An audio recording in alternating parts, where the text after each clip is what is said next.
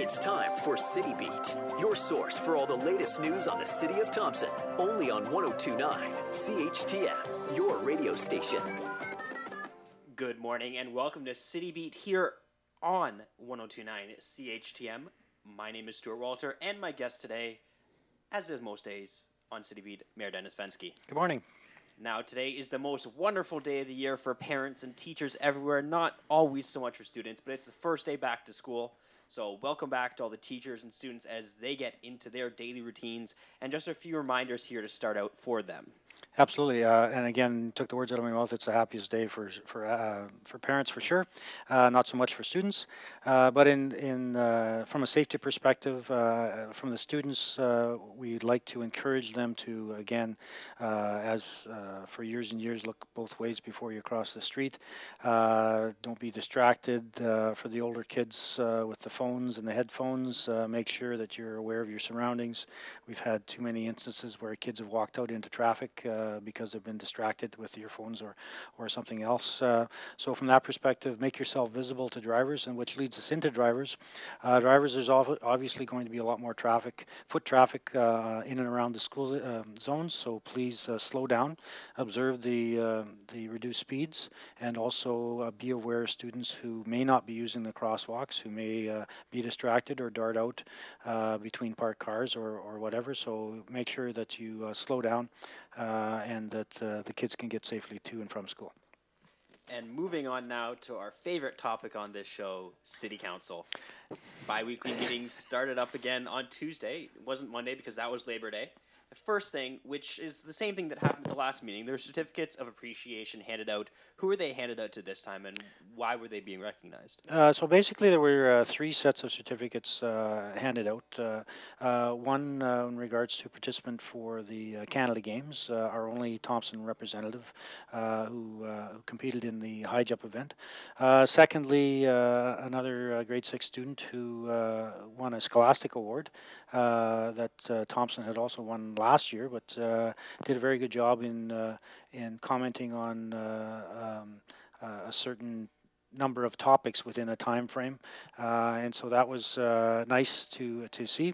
And also Special Olympics. We had a Special Olympian compete in the event through in southern Manitoba. And again, every time that any one of our young people go out to the community at large, the province or national, and represent the City of Thompson, we see them as ambassadors, and they always do a really good job at putting Thompson on the map. And we congratulate all those who continue to do that for us. City Council received a few letters that were on the agenda for this meeting. One of them was from Minister Clark with regard to the annexation of the water treatment plant. What did the letter say, and what difference does it make? Well, basically, it's about the actual land that the water treatment sits on through the transition of the water treatment plant from Valley to Thompson to the City of Thompson. That's ongoing, and we will take ownership as of January 1st. But the actual land legally is located in the LGD, the local government district, not in city property. And so we have to go through an exercise that transfers through an annexation process that moves the land from the LGD into the City of Thompson boundaries proper, and that's what the letter from Minister Clark outlined, that exercise had been completed, and now the property that the water treatment plant sits on is now city property. What difference does that make in the grand scheme of things, whether it's technically in the city or just outside? Basically, from a liability perspective and ownership, now that it is within the city property, we own it. We are liable for the activities on it, and from that perspective, it removes that responsibility from the LGD and from Valley. One of the other letters that was received was the response to the request to access the Mining Community Reserve Fund. That was from Acting Deputy Minister Dyson. What was the letter, and what does that mean going forward? Yeah, this is as a result of our resolution that we passed by Council to first write to Minister Cullen at the time, Minister Pedersen now, in regards to accessing the Mining Reserve Fund. And this was an acknowledgement of that letter, and to say that we could make application, put proposals proposals together, and they would look forward to meeting us. We're in the process of setting up a meeting with Deputy Minister Dyson to go through that process, to understand what the process is, and then through Thompson 2020, we will be making application on an individual basis on projects that come forward that we want to access that fund for funds. Something else on the agenda was a resolution to approve the attendance of, I believe, yourself and City Manager Gary Sepatelli. Chief Moody. Chief Moody, sorry, at the Institute of Public Administration of Canada's Economic Development and Truth and Reconciliation event. That's a mouthful. But what is the event, and why is it important for the city to be there? Yeah, so basically, it's an event that was scheduled earlier in the year that got canceled and rescheduled to the fall. We were invited, both Chief Moody and myself, were invited to speak on behalf of, with the backdrop of Truth and Reconciliation, but specifically on the urban reserve located in Thompson and the municipal services agreement that we have between the Nelson House First Nation and the City of Thompson. It's a model that we feel is quite good. It's worked well to date, although the federal government took an extremely long period of time in designating the land as urban reserve, and that's one of the discussion points that we have in regards to the relationship with the federal government. Just in looking back in the history of this development, the City of Thompson and the First Nation were very quickly on board and signed off on the agreement. It went to the federal government and sat on various desks throughout the bureaucracy of the federal government for a number of years, in excess of 10 years. And so we'll just be speaking about our experiences, our relationships, and as part of the Truth and Reconciliation initiatives, it's our thoughts that we are working on better relationships with our First Nation partners as they invest in our community.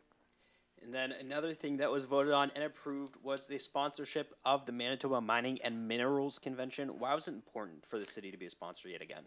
Basically, given the current economic times in Thompson and the effect of mining in the province of Manitoba, it's important that through Thompson 2020, which is our group looking at initiatives to ensure that we are a sustainable community post-2018, that we will be, from the city's perspective, sponsoring the event in the way that they've asked, but we'll also be looking at Thompson 2020 to provide leadership in developing that strategy and how we present the City of Thompson and the surrounding region to the mining population that will be attending that conference to ensure that we're seen in a positive light for a positive future for mining in Manitoba.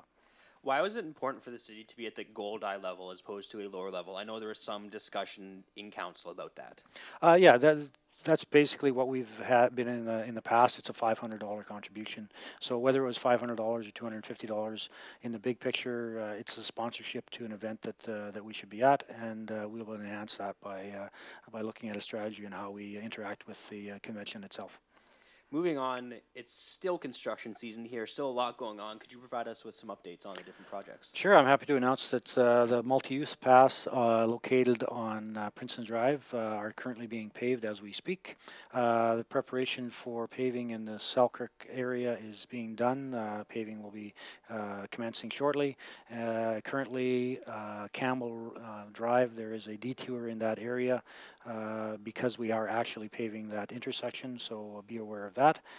So the paving aspect, we're moving on. The weather is cooperating. We hope to be done in the next 10 days. And from the wastewater treatment plant, construction continues. We are in the foundation phase, and that will be ongoing for the next little bit. So that's continuing on. And other than that, we are finished in the Staghorn Beaver Deerwood area in regards to the actual waterworks. The curbing has been done. We'll be going back in and doing some reparation there, and following that we will be sweeping the whole area that was affected by construction with our street sweepers. And I just want to give a shout out to two specific areas, and that is the Beaver, Crescent, Staghorn, and Deerwood residents that were affected by the construction this summer. I want to thank them all for their patience. I know that it was a long summer, but it was well worthwhile in that we now have water main renewal project almost completed that will serve us for many years to come.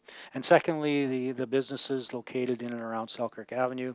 I know it's been a long summer with construction. We are seeing the end of that, but I want to big shout out to those businesses who have been patient with us. And again, it's a long-term investment in our community, and looking forward to moving this forward in coming years as well. Our final thing to talk about today, there's a big event coming up this weekend for the city and for everyone in the city, and that's the Health and Leisure Mart. Absolutely. It'll be at the TRCC this week, Friday night from 5 till 9, and Saturday, I believe it's 12 till 4, if I'm not correct on that one. But basically, as we spoke last week, it's the ultimate in the meeting place for all organizations taking in registrations, creating awareness for themselves. It's a meeting place for our community. It's the first big event after the long summer. School's back in, everybody's gearing up for the fall, so this is where plans are made for the upcoming 9 months. And so I encourage everyone to come down to the TRCC this Friday evening and Saturday to meet and greet, and also to register for events or programs that you want to be involved with. Well, thank you so much for joining me this morning, Mayor Fenske. Thank you. If you have a question you'd like answered next week, email it in advance to CHTMnews@architectradio.ca. For City Beat here on 102.9 CHTM, I'm Stuart Walter. City Beat will be back next Thursday.